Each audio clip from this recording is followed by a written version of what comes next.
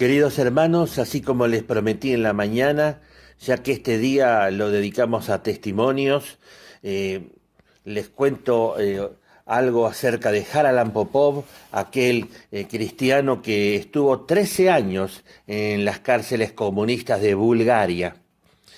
Era el domingo 25 de julio, dice él, y por primera vez en muchos años no estaba en una iglesia el domingo. En mi celda me arrodillé y mis pensamientos se dirigieron a mis hermanos y hermanas en Cristo que estarían en el culto en ese momento.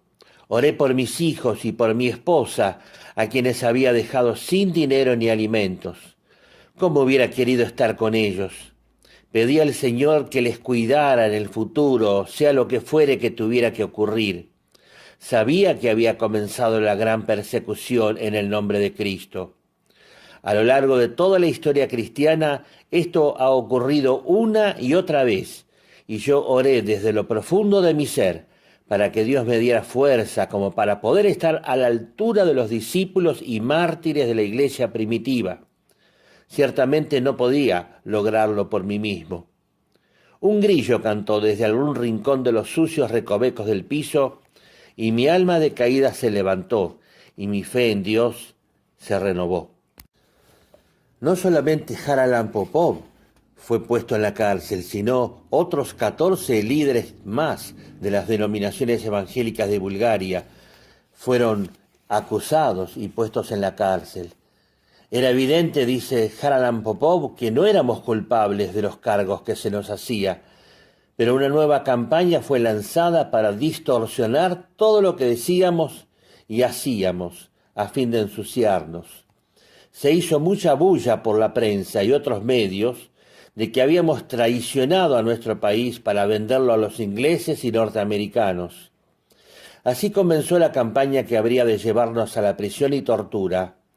Durante los 13 años y 2 meses siguientes que yo pasé en prisión, a menudo me pregunté por qué Dios permitió que ocurriera tal cosa. Aquel largo periodo de examen de mí mismo me ayudó a entender mejor la enseñanza de la Biblia de que debemos pasar por el sufrimiento para entrar al reino de Dios. Pablo y Bernabé dijeron a los discípulos del Asia Menor que es necesario que a través de muchas tribulaciones entremos en el reino de Dios, como dice en Hechos 14:22. El apóstol Pedro dijo la misma cosa en 1 Pedro capítulo 1 versículos 6 y 7.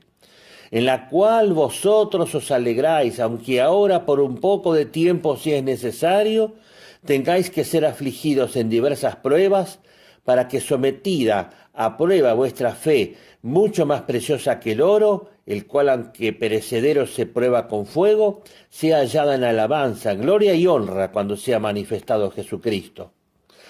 La primera reacción natural del hombre cuando mira el sufrimiento es la de pensar que es demasiado fuerte como para poder soportarlo. Tratamos de evitarlo, pero luego descubrimos que el sufrimiento llega a ser algo de valor y que es más precioso que el oro. El sufrimiento fue un fuego que nuestras iglesias debieron soportar para que todo aquello que fuera paja y escoria se quemara, dejando al oro puro más brillante que nunca. Tomé la costumbre de escribir versículos bíblicos y palabras de aliento en cada celda que ocupé, confiando que aquellas palabras pudieran traer consuelo y ayuda al próximo ocupante. Las paredes de la celda eran no solo el papel en el cual yo arañaba versículos bíblicos, sino también el tablero de sonidos sobre el cual golpeteaba la palabra de Dios a los hombres de la celda adyacente por medio del telégrafo de la prisión. Yo pensaba que era maravilloso que las paredes construidas para aprisionar a los hombres se transformaran en papel para la palabra de Dios y en el cable para el telégrafo de la prisión que permitía mandar las buenas nuevas. Pero debido a que aquella era la primera vez que yo pasaba por una prueba tal y porque la primera semana había sido un tiempo tan abrumador, me resultó difícil mantener mi coraje. Todo preso puede decir que los primeros meses son siempre los peores. Yo me decía a mí mismo, si el hombre que arañó en la pared, escribiendo mientras respire, confiaré, pudo mantener viva su esperanza, seguramente yo, como creyente, puedo poner mi vida enteramente en las manos de Dios. Me di a mí mismo una conferencia y me sentí mejor. Aun cuando yo no sabía lo que el día me podría traer, tenía la seguridad, serenidad y paz en mi corazón. Como Pablo, yo estaba determinado a que debía aprender a decir, he aprendido a contentarme cualquiera sea mi situación.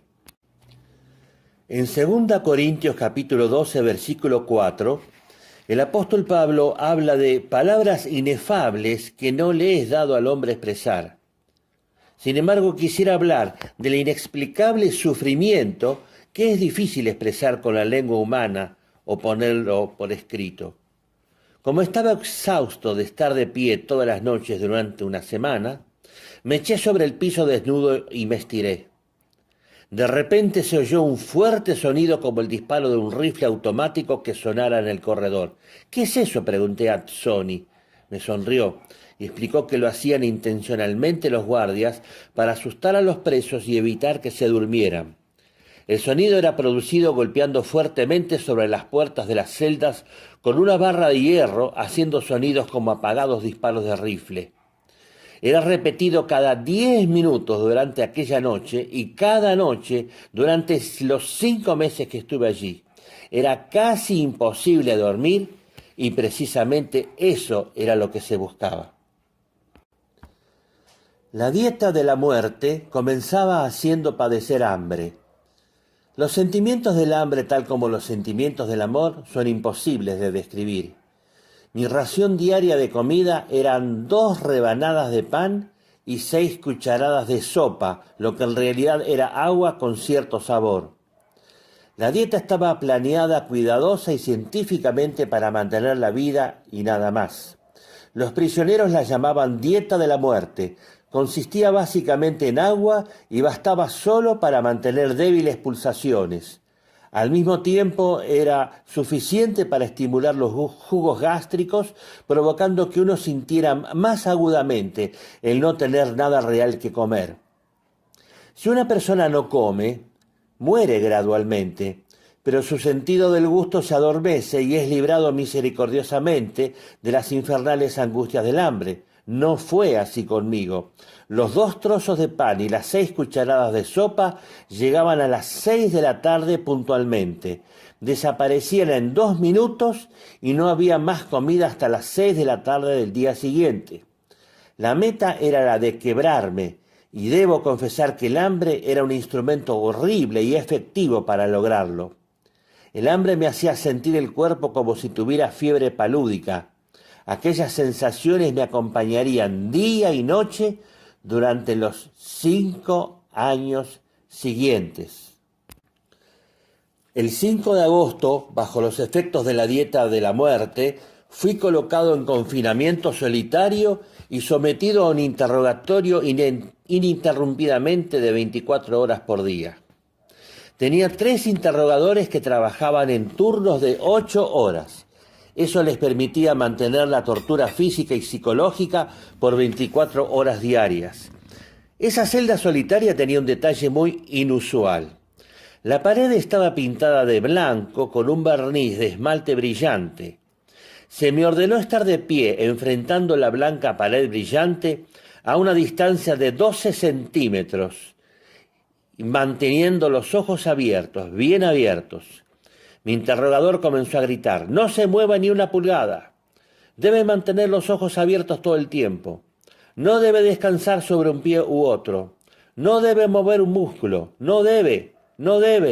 Una y otra vez chillaba mientras yo estaba de cara a la pared. Después de unos pocos minutos mis ojos ardían como hierros ardientes. A 12 centímetros estaba tan cerca que el brillante esmalte blanco me impedía mantener mis ojos en foco. Sugiero que el lector lo pruebe por un momento solamente. Los ojos se revelan, pugnan por cerrarse y ponerse en foco, pero no pueden. Es un dolor terrible, pero apenas yo parpadeaba, mi interrogador me golpeaba en la cara. El dolor de los ojos se hacía intolerable. «Cuénteme de sus actividades como espía», gritaba el interrogador. «Soy un pastor», respondí, «y he trabajado para Cristo toda mi vida. Jamás he sido espía». El interrogador me dio otro golpe en el lado de mi cabeza. Mi oído vibró al impacto del golpe y él volvió a gritar: «Hable de cómo espió para los norteamericanos». De nuevo respondí: «Soy un pastor, un siervo de Dios, y solo he trabajado para él. No sé nada de las acusaciones que me hace de espionaje». Más adelante, al pasar los años de brutalidad, me fui endureciendo a tales golpes y me afectaban solo físicamente. Pero al comienzo de mi prisión, aquellos golpes me afectaban y me desorientaban, tanto psicológica como físicamente. El interrogador que me golpeaba era un hombre grande y torvo. En los años siguientes tuve tiempo de reflexionar en aquellas guardias e interrogadores. Siempre traté de orar cuando podía por un guardia mientras me estaba golpeando. Me di cuenta que en cierto sentido ellos eran casos más tristes que aquellos a quienes golpeaban. ¡Qué tragedia la suya! «Hable de su trabajo como espía», gritaba el interrogador. «Soy pastor y...». Pero antes de terminar la frase, otro golpe me caía sobre el costado de la cabeza. Durante el primer largo día quedó establecido el esquema según el cual estaba obligado a quedar de pie, totalmente quieto, sin mover un músculo, con mis ojos ardiendo como bolas de fuego, fijos en la brillante pared a 12 centímetros delante de mí. Desde atrás, la voz de mi interrogador gritaba: «Cuénteme de sus actividades de espía». Yo volví a contestar: «Soy solo un pastor y nunca he hecho otra cosa que predicar el Evangelio». Seguía otro golpe en la cabeza y luego varios minutos de silencio. Luego otra vez la pregunta, otra vez la respuesta y otra vez el golpe en la cabeza. Al cuarto día me dejó el hambre y una profunda sed se apoderó de mí. La sangre comenzó a depositarse en mis piernas y éstas comenzaron a hincharse. Mis labios estaban secos, resquebrajados y sangrantes. Luego surgió una dimensión nueva del castigo. Los interrogadores comenzaron a comer ruidosamente y a beber agua cerca de mí para aumentar mi sed. La tortura no era solo física, sino también mental en buen grado.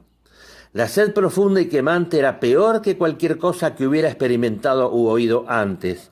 Era como una frenética bola de lava ardiendo en mi estómago y resquebrajando mis labios. Una fiebre general me consumía y quebraba mi cuerpo. Comenzó la deshidratación y la agonía se hizo casi insoportable. Hasta el día de hoy, cuando leo de un hombre muriendo de sed en el desierto, las abrumadoras angustias de la sed me golpean de nuevo y donde quiera que esté debo ir y tomar abundante cantidad de agua. Al 10º día perdí todo sentido del tiempo. Un día se confundía con el otro.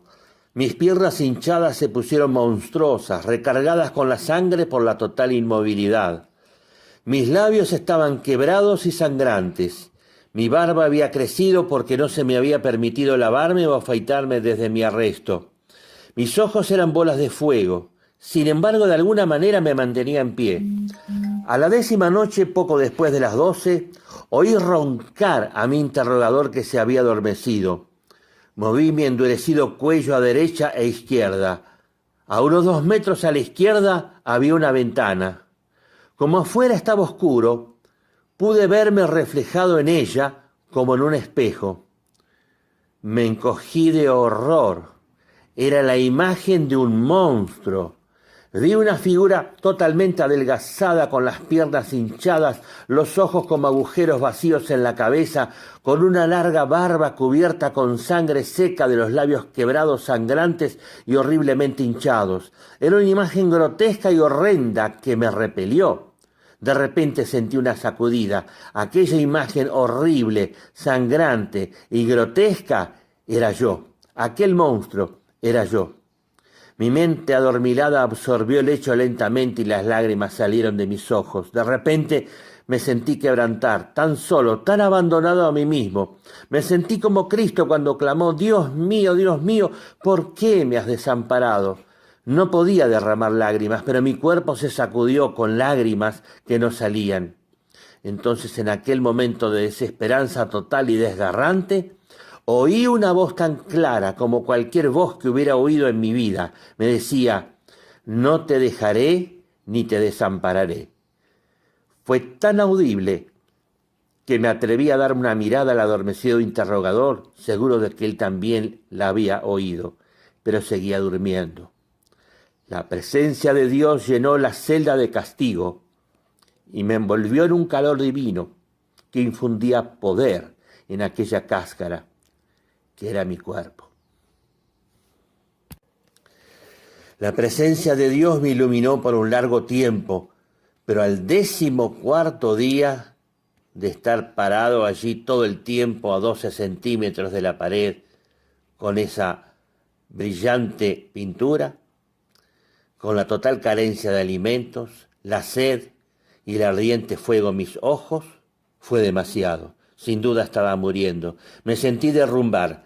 De modo que esto es morir, pensé. En cualquier momento veré a Cristo. El guardia comprendió que algo estaba ocurriendo y salió corriendo para volver con un médico. Este me echó una mirada y dijo al oficial: este hombre se está muriendo. Sus voces parecían tan distantes como si vinieran de muy lejos. Evidentemente no estaban listos para que yo muriera aún, pero sentí que me trasladaban. Debe haber sido una hora más tarde que volví a mi celda. A juzgar por la mirada de horror de Sonny, mi aspecto debe haber sido terrible. No me podía mover, mis piernas estaban hinchadas como las de un elefante, mis labios estaban abiertos y sangrantes, mis ojos eran agujeros negros en mi cabeza y mis pupilas llamas rojas. Por una semana no fui capaz de enfocar mis ojos para usarlos adecuadamente. Yo no podía creerlo, había estado sin alimento ni agua por 14 días. No puedo explicar cómo fue posible. Más tarde, el mismo día me trajeron comida, agua y me dejaron descansar.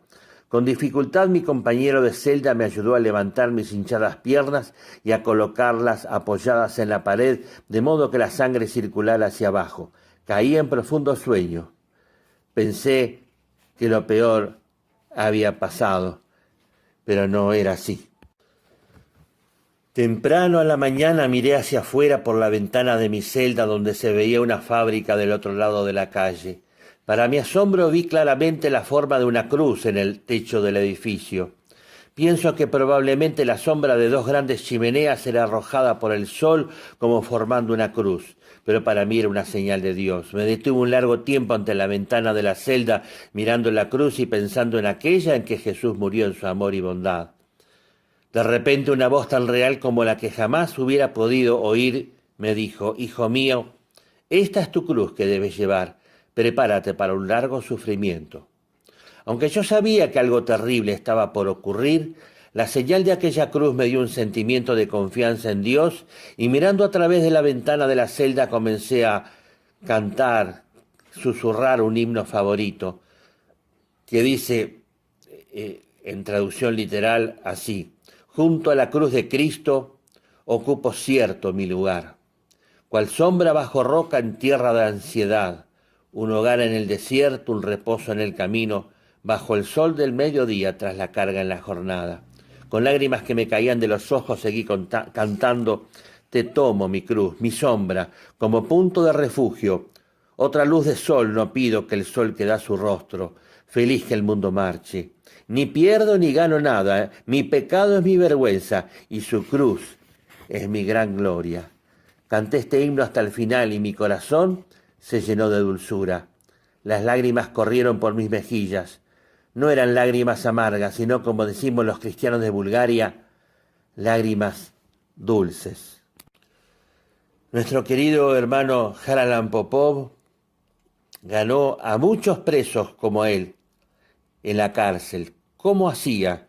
Bueno, cuando él estaba en la celda, solo, a su lado y al otro lado había presos a los cuales él no conocía, que también estaban solos, solitarios, cada uno en su celda.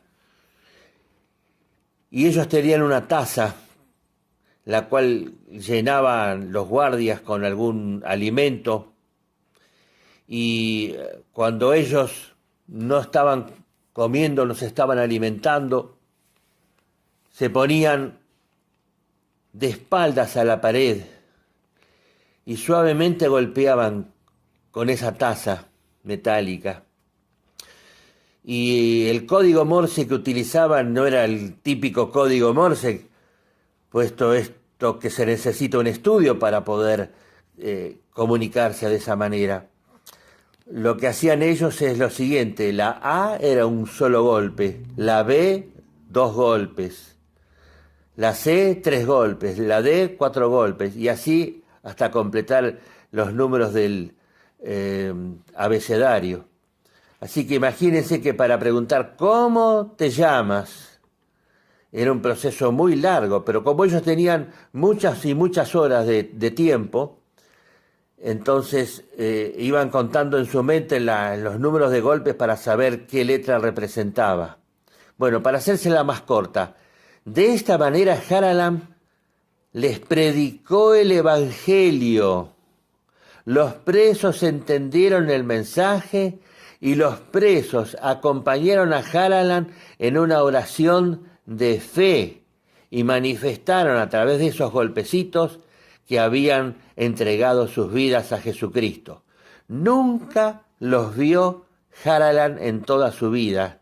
Nunca más después los vio de ninguna manera, pero alguna vez los va a conocer personalmente en la gloria. Decenas y cientos de almas que fueron ganadas para Cristo mediante ese cansador golpeteo de que cada letra representaba un número, un golpe. Génesis 37:24 dice: y le tomaron y le echaron en una cisterna a José, pero la cisterna estaba vacía, no había en ella agua. Halalam Popov estuvo 9 meses en un pozo, que era un gran agujero en la tierra, de unos 3 metros de profundidad. Sus costados estaban rodeados con fuertes tablones para evitar que se excavara allí. Y el techo estaba compuesto de pesadas vigas de madera con ranuras cubiertas de barro. No entraba aire por ninguna parte. Por supuesto que no había ventanas ni ventanillas. La puerta era una puerta trampa en el techo, de unos 50 centímetros de ancho. Era la única entrada de aire. El pozo estaba dividido por vigas verticales y barrotes de hierro en 2 partes, con un pasaje en medio. De un lado había celdas individuales de 3 por 2 metros. Del otro una amplia habitación de 20 por 4 metros. Después de ser completado, se nos dijo que seríamos castigados de una nueva manera, la que ya sabíamos por los rumores. Nosotros, 100 de nosotros, fuimos llevados en fila de a uno y tirados a través de la puerta trampa al piso húmedo y arenoso del pozo. De un lado del pasaje había un barril con agua para beber y del otro el que debía servir de toilette para 100 hombres. El piso era una capa de arena fría y húmeda. Allí en el agujero totalmente oscuro, caliente, sin aire, pronto nos quitamos la ropa excepto las prendas interiores y nos echamos en el suelo jadeando por encontrar aire. Allí esperamos la muerte.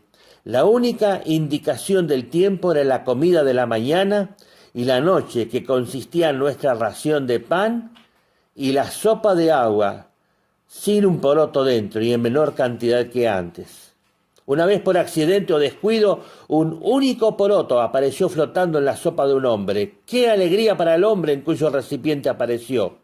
Cualquiera hubiera pensado que era un gran trozo de carne, pero solo quien ha estado en una prisión así puede comprender el significado y el valor de descubrir un poroto flotando en la sopa aguachenta. Todos nos alegramos por él, por aquel poroto. Los hombres que no tienen nada se aferran a cualquier cosa.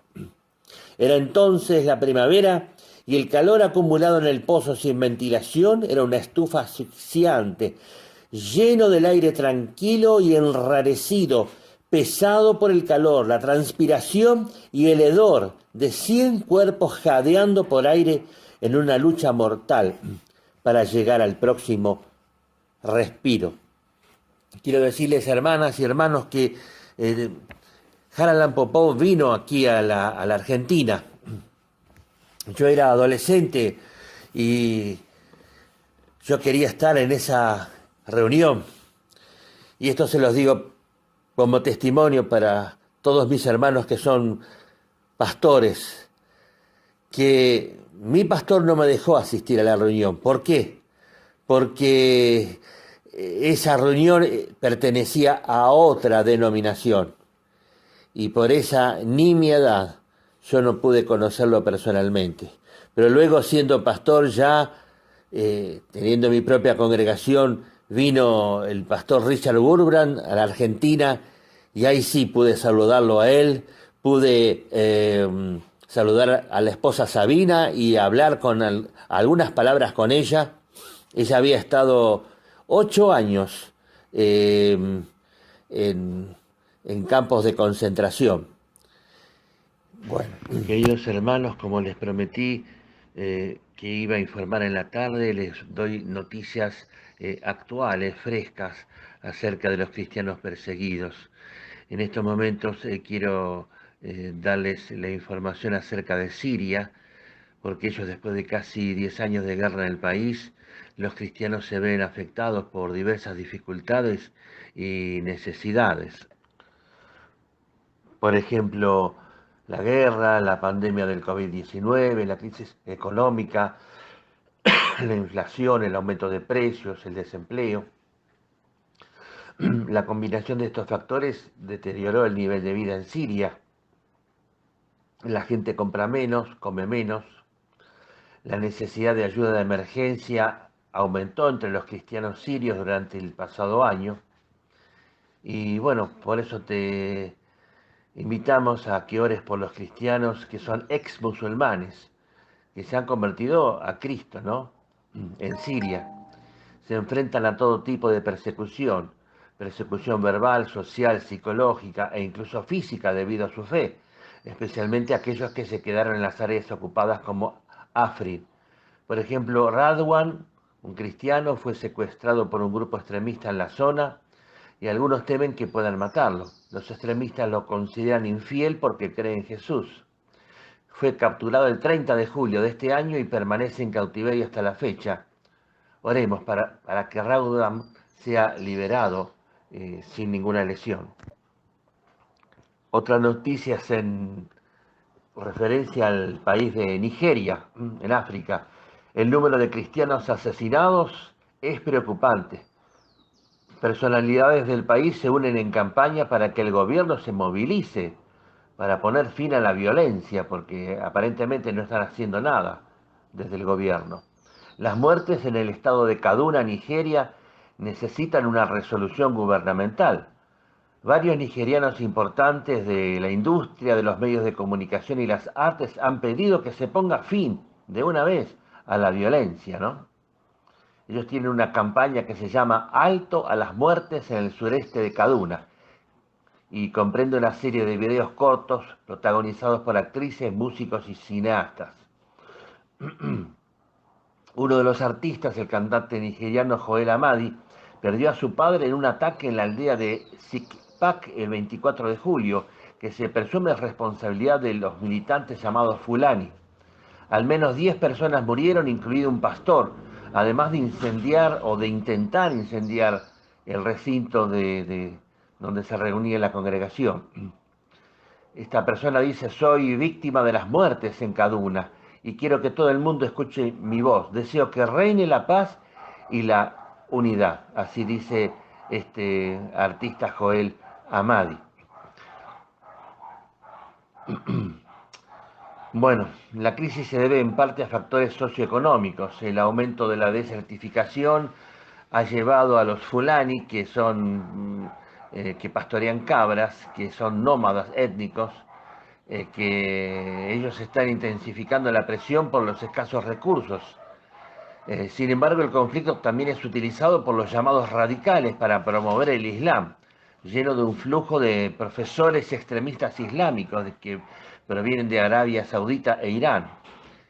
Y el grupo experimenta oleadas de radicalización en las que la conquista de tierras se justifica por la expansión de la religión. Así que tenemos que orar por los cristianos allí en Nigeria, porque de pronto están durmiendo y vienen todos los fulanis a atacar con palos, con fuego, con armas, y matan a la gente en medio de la noche, a las 3 de la mañana, por ejemplo, ¿no?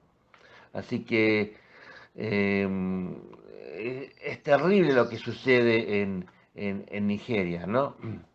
Ya tiene caracteres muy graves, ¿no?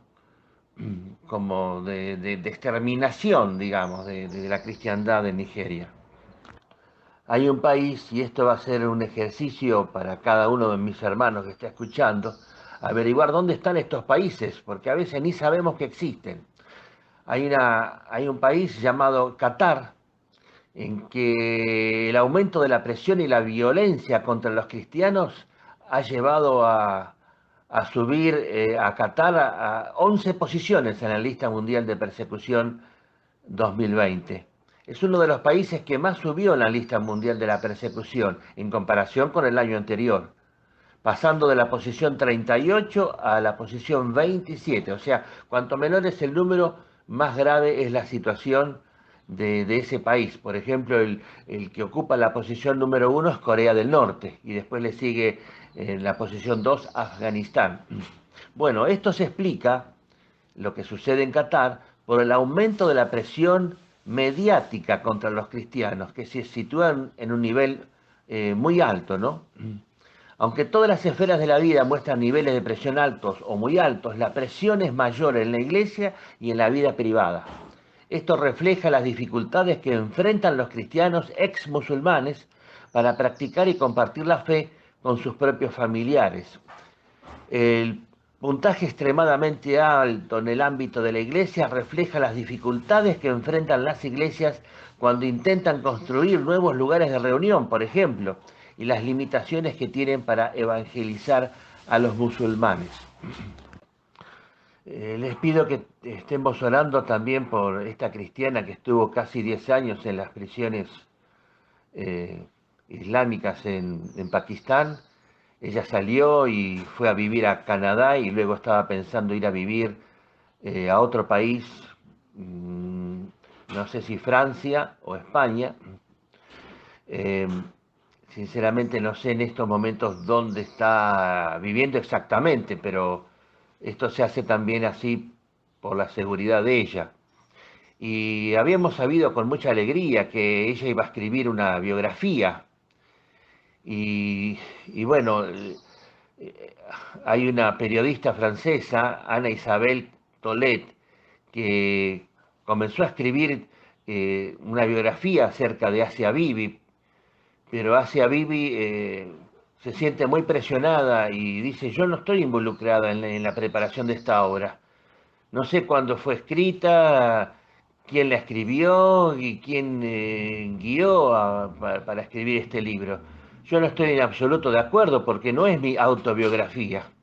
Claro, los cristianos se sintieron muy sorprendidos por esta respuesta de ella, pero también hay que ponerse en el lugar de ella, ¿no? Porque eh, ella ha sido lanzada a una guerra entre organizaciones seculares y misioneras, lo que fue algo extremadamente estresante y desorientadora para alguien de origen rural como ella.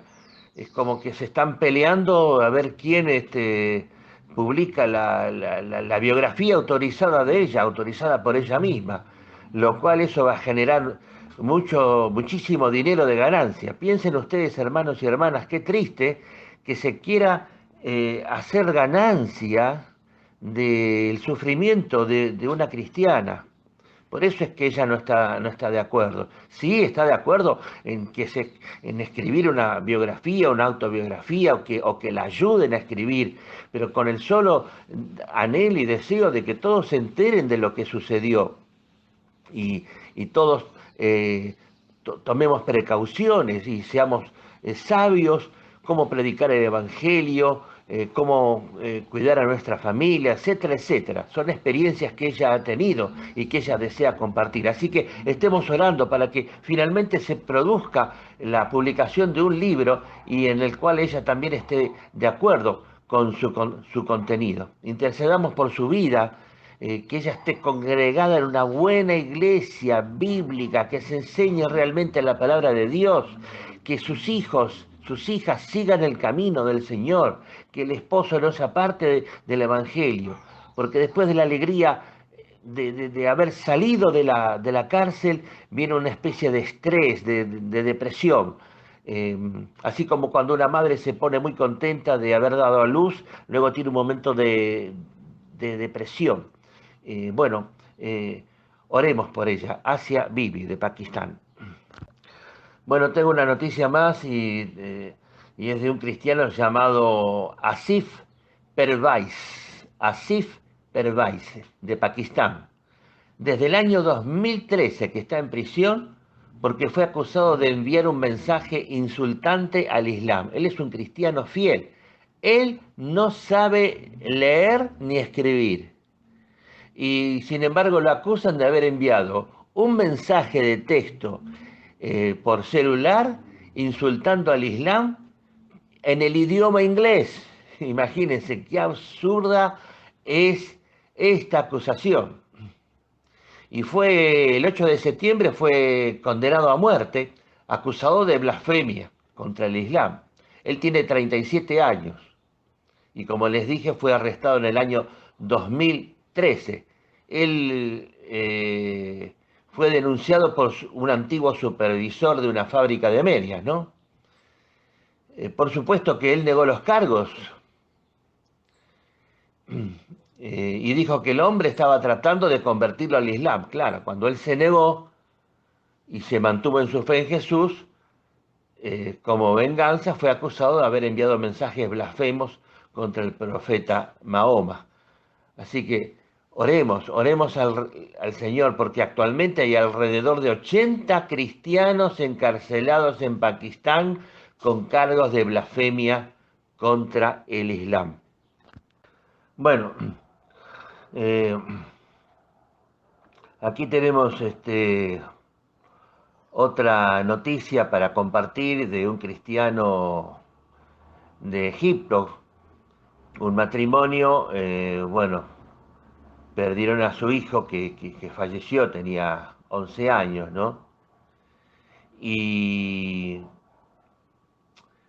cuando los musulmanes, sabiendo que este matrimonio es cristiano, se enteraron de que su hijo de 11 años había fallecido y lo habían enterrado, los obligaron, después de haberlo enterrado, después de 4 días de haber hecho el funeral, los obligaron a desenterrar el cuerpo de su propio hijo. Ustedes dirán, ¿pero por qué?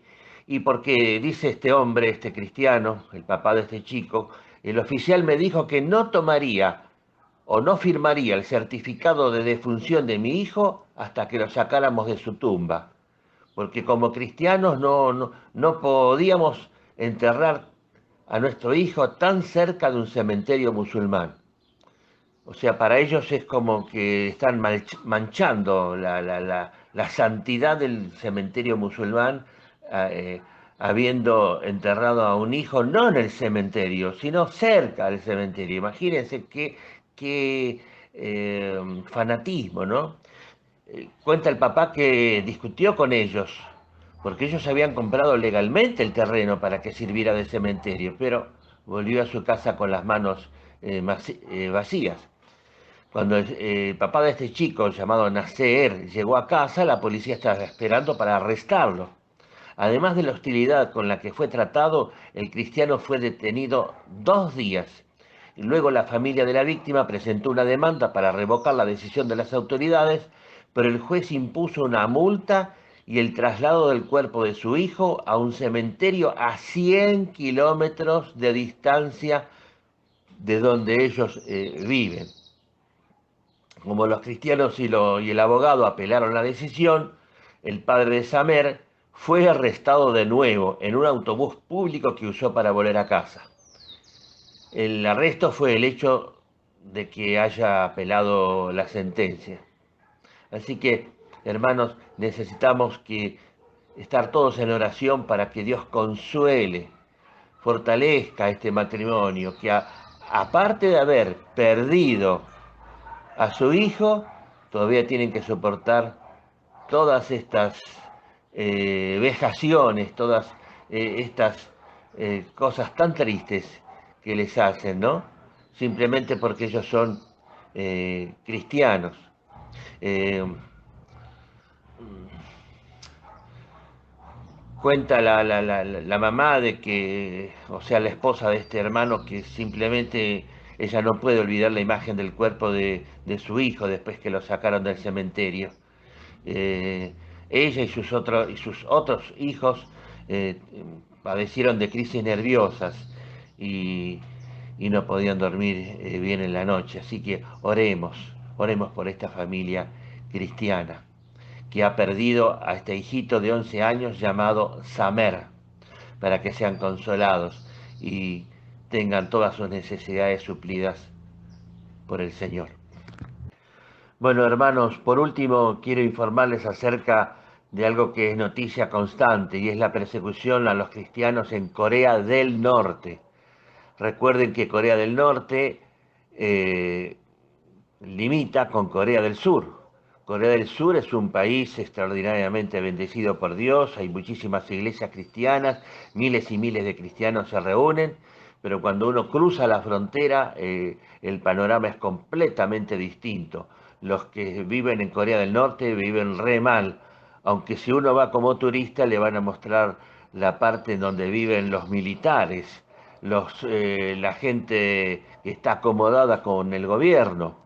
Entonces le van a mostrar todas cosas lindas, le van a mostrar hoteles que extrañamente están vacíos, porque claro, nadie tiene dinero para pagar y estar en el hotel, salvo que sea algún extranjero, ¿no? Y les van a condicionar las visitas, no van a poder ir a donde ustedes quieran, constantemente tendrán la vigilancia de un guía turístico, que es un guía y al mismo tiempo es un policía, ¿no? Ese es un país en el cual se debe adorar al líder del país. Y entonces los adoradores de Jesús son vistos como un peligro y una amenaza para el Estado. Es el país número uno en la lista mundial de persecución. Constantemente es el país número uno desde el año 2002 hasta la fecha. Hace 18 años que ocupa el primer lugar. Esto clasifica a la nación como el país más cerrado del mundo al Evangelio y donde es más difícil vivir como cristiano. Para comprender la dinámica de la persecución a los cristianos es necesario conocer qué tipos de persecución prevalecen en el país. Estos son opresión comunista, opresión postcomunista y paranoia dictatorial. Si bien en teoría Corea del Norte sigue siendo un país comunista, en la práctica lo que predomina es el culto a la personalidad del líder. Sin embargo, como el país todavía se rige de acuerdo con las costumbres administrativas comunistas, este sigue siendo el principal tipo de persecución. Además, el énfasis del líder se está moviendo del ejército al Partido de los Trabajadores de Corea. También muestra que el poscomunismo todavía tiene una gran influencia. El resultado del séptimo Congreso del Partido de los Trabajadores de Corea en mayo de 2016, el primero después de 36 años, no cambió nada visiblemente, ni económica ni ideológicamente, ¿no? Eh, Aunque el poder del actual presidente no es tan absoluto como el de su padre y el de su abuelo, nadie puede cuestionar su autoridad. Kim Jong-un consolidó su estatus a través de la energía nuclear. Esta reverencia y adoración como Dios no deja lugar para ninguna otra religión y cualquiera que se atreva a reverenciar a cualquier otra cosa que no sea a la dinastía Kim es visto como una amenaza para el Estado. Les invito, hermanas y hermanos, que ustedes busquen en internet videos acerca de los cristianos perseguidos, pero si ustedes quieren una información veraz, ahora les voy a informar. Queridos hermanos, yo les voy a informar ahora eh, por escrito, ustedes lo van a ver, el link o el enlace para ingresar al grupo privado Cristianos Perseguidos. Eh, Ustedes pueden encontrar información si navegan en internet, pero a veces van a encontrar información que es falsa o información que aparece como nueva y resulta que tiene como 5 años, entonces ya no es noticia, y van a encontrar de pronto traducciones de otros idiomas que están tan mal traducidos que no se entiende nada. Hablan de una mujer, pero dicen, él hizo tal cosa, cuando debería decir, ella hizo tal cosa. Y es una confusión. Entonces, todas esas cosas, esos detalles han sido eliminados, se ha limpiado el texto, se ha retraducido, se ha comparado con otros informes de otras agencias, de otras organizaciones, de otras páginas web, se averigua si la noticia es cierta y por último entonces se publica en este link que ahora yo les voy a informar. Y con esto doy por finalizado en el día de hoy toda esta información y mañana sábado, mañana viernes, ustedes podrán hacer las preguntas que quieran si tienen alguna duda.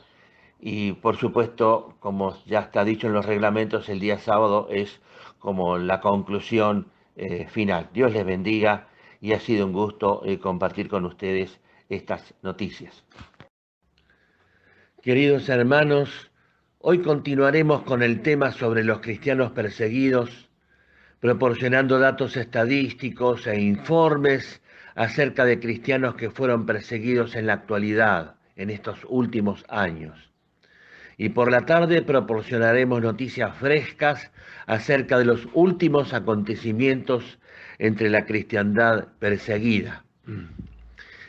El 15 de enero de este año 2020, Open Doors, o sea, Puertas Abiertas, que es una organización cristiana, dio a conocer la lista de los 50 países en donde más se persigue a los cristianos, no siendo estos 50 países los únicos en donde hay persecución en muchos más, pero en estos 50 es en donde más se persigue a los cristianos.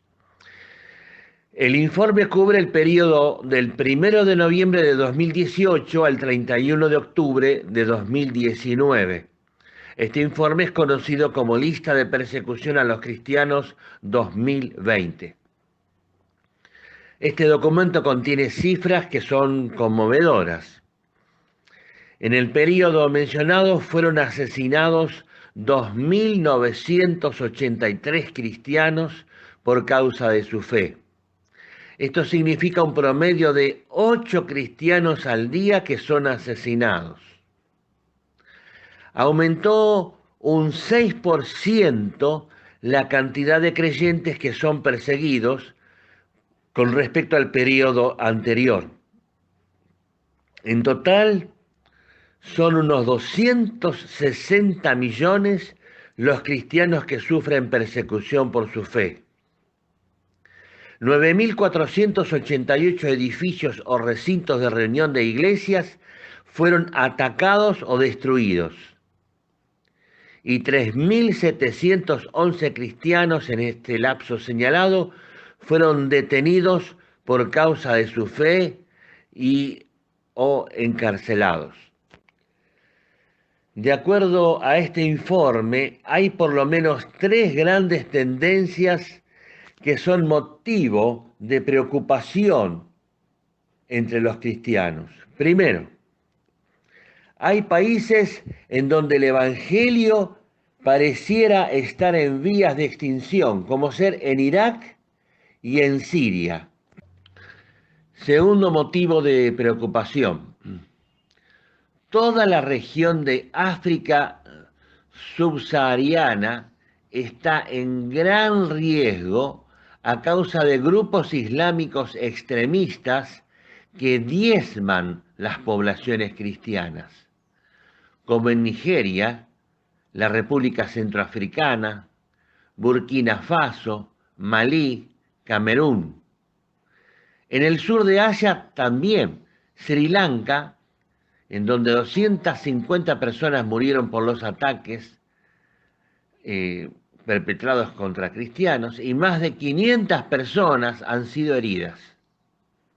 En Pakistán, el gobierno da vía libre para que muchos grupos violentos ataquen a los cristianos. O sea, el otro segundo motivo de gran preocupación es lo que está sucediendo en África y en Asia.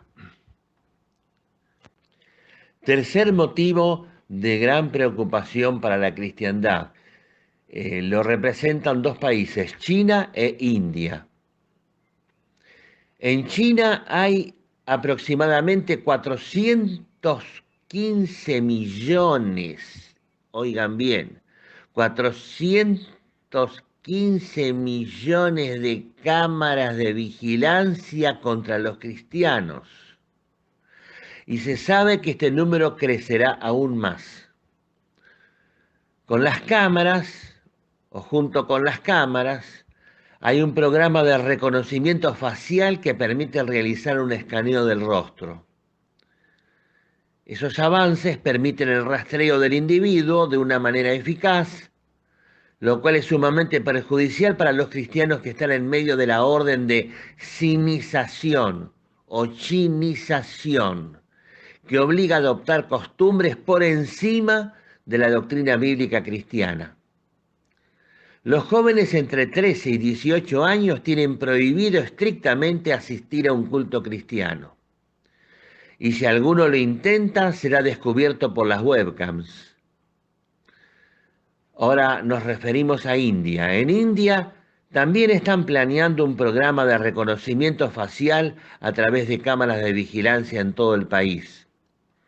De manera directamente proporcional, crecerá la violencia y el crimen de odio contra el cristianismo en India. En el periodo ya informado, como ejemplo de lo que venimos diciendo, se registran en este país, o se verificaron, 447 incidentes relacionados con ataques y muertes a cristianos. Corea del Norte y Afganistán ocupan el primero y segundo lugar de mayor violencia contra los cristianos. Ambos países alcanzan el mayor puntaje en todas las áreas de presión contra el cristianismo. Lo único que los diferencia es que en Corea del Norte hay un número mucho mayor de cristianos, de 200.000 a 400.000 en todo el país, en tanto que en Afganistán hay apenas algunos miles de cristianos afganos. Les comparto una noticia que es increíble. China es el mayor fabricante de Biblias del mundo en distintos idiomas, incluso en chino, pero las restringe fuertemente en su propio territorio. China es el principal productor de Biblias del mundo, pero también tiene un férreo control sobre el acceso de sus ciudadanos a la Biblia. Este es un hecho poco conocido y resalta el doble estándar que maneja China en materia cultural, política y religiosa. Mientras que al existir una demanda fuerte de la Biblia por fuera de China, y China permite el establecimiento de imprentas cristianas que venden las Biblias a las diversas sociedades bíblicas internacionales que luego las distribuyen alrededor del mundo, la lectura independiente de la Biblia dentro del país se observa como una amenaza frente al poder y al control ejercido por el aparato estatal chino. En 2016, un periódico español llamado El Mundo tuvo acceso a la fábrica de Biblias más grande del planeta, que está en China y que tiene el tamaño de 8 campos de fútbol. Esta fábrica pertenece a una organización cristiana con 600 empleados que imprimen 70 Biblias por minuto. Consume 100.000 toneladas de papel de arroz al año. La fábrica una vez fue el edificio de una iglesia cristiana, tal como lo atestigua una mujer que responde al nombre de Ma, una residente del vecindario en el que está ubicada la imprenta. Así que, queridos hermanos, oremos por nuestros hermanos en la fe que están en China, que hipócritamente, digamos, ¿no? Produce China la mayor cantidad de Biblias en el mundo y nuestros queridos hermanos chinos están necesitando urgentemente la palabra de Dios. Cuando ellos reciben las Biblias que de alguna manera estas organizaciones como Open Doors les alcanzan, Ellos lloran e incluso besan esos ejemplares de la Biblia, porque ellos necesitan la palabra de Dios y no pueden tener acceso a ella. Si lo llegan a encontrar con una Biblia, se las quitan, las rompen, las queman, incluso pueden ir presos. Refiriéndonos todavía a China, ante la persecución, los cristianos en China están adorando a Dios, escondidos en chiqueros, posilgas, en corrales de ovejas y aún en cementerios, ya que estos se han convertido en espacios no convencionales de culto para los creyentes chinos, y al hacerlo así pueden con ello evitar preguntas e inspecciones por parte del régimen comunista. Hemos visto en videos cómo enormes máquinas destruyen completamente los edificios de los lugares de culto.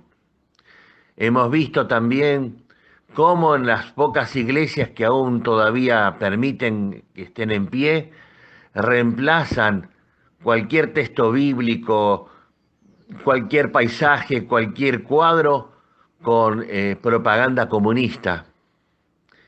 Es algo muy triste lo que está sucediendo, ya que muchos lugares de reunión han sido cerrados, demolidos por la fuerza o tomados para uso del gobierno.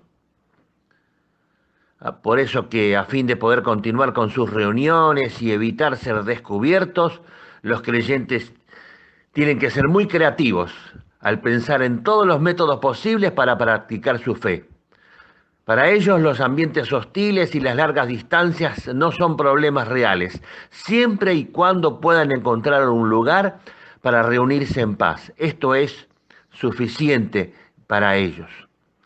Hay una congregación en la provincia central de Henan que alquiló un corral de ovejas de granja para poder utilizarlo como lugar de reunión. Y para evitar las horas de trabajo del personal del gobierno, los creyentes comienzan cada reunión antes del amanecer y finalizan antes de las 8 de la mañana.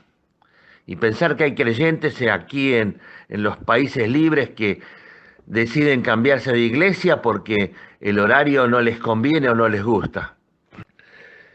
Quiero comentarles algo que realmente es terrible y es muy triste que sucede en China, y es que el Partido Comunista autorizó la sustracción de órganos de los cuerpos de los cristianos y también de otros grupos de uigures y tibetanos, pero estamos hablando aquí de los cristianos. Los cristianos que por motivos de su fidelidad al Señor han sido puestos presos, que se los denomina a ellos presos por motivos de conciencia, son operados quitándoles los órganos de sus cuerpos que están sanos y compatibles con los interesados, extrayéndoles, por ejemplo, los 2 riñones, los 2 pulmones, y así sucesivamente, dejándolos abiertos y desangrándose. Es decir, ellos mueren luego de haberles sustraído sus órganos compulsivamente. Ellos nunca han donado sus órganos, ni tampoco han sufrido un accidente o han quedado en estado vegetativo. Son todas personas sanas a las cuales les extraen sus órganos a la fuerza, abandonándolos posteriormente, dado que es imposible que sobrevivan a tales extracciones. Muchas organizaciones de derechos humanos y otras como el Parlamento Europeo, el Parlamento Provincial de Viena, la Asociación Civil Estudio de Falun Dafa, el Partido Verde de Viena y la ONG Médicos contra la Sustracción Forzada por Órganos han comprobado y posteriormente denunciado estas prácticas. Y estos órganos son vendidos a personas de mucho dinero que vienen de otros países y necesitan urgentemente el cambio de algún órgano, y entonces no necesitan hacer ningún tipo de espera, no necesitan estar en ninguna lista de espera, porque directamente allá, pagando miles y miles y miles de dólares, rápidamente son operados y les ponen los órganos de aquellos cristianos que están sanos, pero que están en las cárceles. Es un tema que cuesta creer a nosotros que estamos en estos países libres. Como parte de la tarea de destrucción de las creencias en China, de las creencias cristianas, el Partido Comunista Chino está preparando una nueva Biblia a su imagen y semejanza. Lo mismo hacen reformando las canciones cristianas y reemplazándolas con frases socialistas, y también al renovar los cuadros con textos bíblicos en los recintos de reuniones y reemplazándolos por textos con propaganda comunista. Es algo terrible lo que está sucediendo, y que pudiera llegar también a nuestros países esta situación.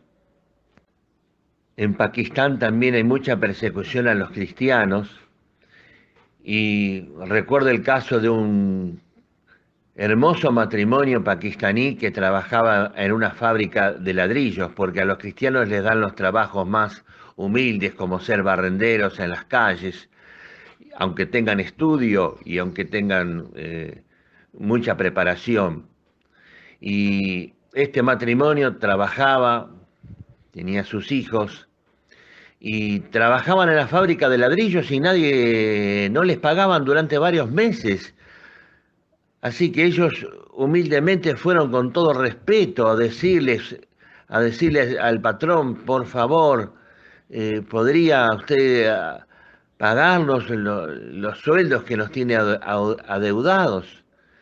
Por toda respuesta, este hombre tomó un palo, los golpeó, y otros también se acercaron para ayudar al patrón, los golpearon, y vivos así como estaban, los echaron en el horno de ladrillos y murieron allí, quemados vivos, calcinados. Yo he visto los restos de ellos en fotografías, parte de la dentadura que se halló, un hermosísimo matrimonio. Y otro caso en Pakistán es el de una cristiana llamada Asia Bibi, que estuvo casi 10 años encarcelada. Y el motivo fue que la habían condenado a muerte por haber blasfemado contra Mahoma, contra el profeta Mahoma, cuando fue realmente todo eso una mentira. Ella trabajaba en el campo junto con otras compañeras, y las compañeras fueron al pozo de agua y tomaron y bebieron, y por supuesto Asia Bibi, siendo cristiana, también necesitaba agua, y cuando extrajo agua del pozo y bebió, las compañeras le dijeron que ella había contaminado el agua con su presencia, por ser ella una cristiana. Y palabra viene, palabra va, y ella simplemente les dijo, pero ustedes me hablan del profeta Mahoma, pero ¿qué hizo el profeta Mahoma para ustedes? Mi Cristo murió en la cruz del Calvario por mí, para salvarme.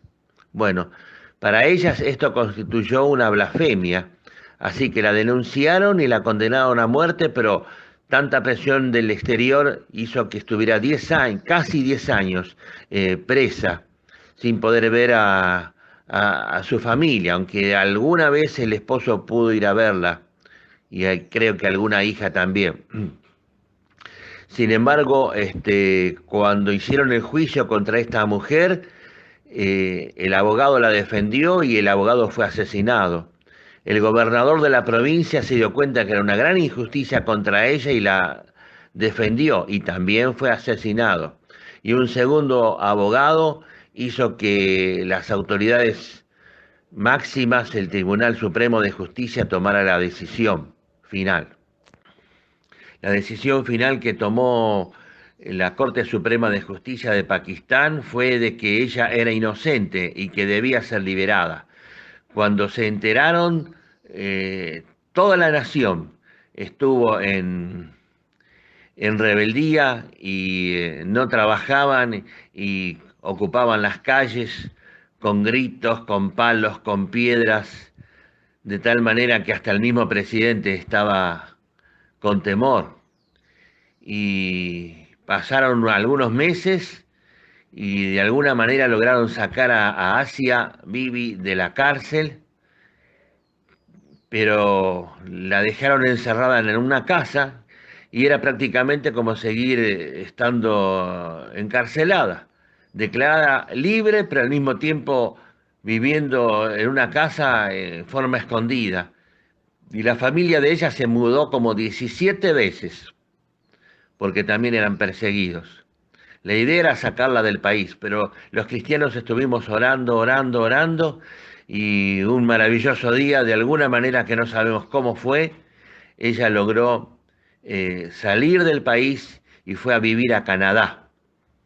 Y ahora no sé exactamente dónde está, pero ella ahora está libre, está con toda su familia, les han proporcionado todo lo necesario para vivir. Y damos gracias a Dios por esto. Quiero aclararles para darles testimonio de esto que Asia Vive en realidad es católica y, y ustedes dirán, pero ¿cómo estamos hablando de los cristianos perseguidos? No estamos hablando de católicos, pero ¿saben lo que sucede? Hay católicos que de verdad se han convertido a Cristo y cuando están sufriendo y siendo perseguidos, no hay virgencita que valga, no hay imagen que valga, solamente la persona del Señor Jesucristo. Ella jamás dijo, y yo le oré a la Virgencita, le recé, jamás. Ella se sostenía en la cárcel gracias a la persona del Señor Jesucristo. Por eso ella dijo una frase que ha sido famosa. Prefiero morir aquí en la cárcel teniendo a Cristo en mi corazón que saliendo libre sin tener a mi Cristo, porque ella podía salir libre si ella renunciaba al cristianismo, pero jamás lo hizo. Y damos gracias a Dios por ello.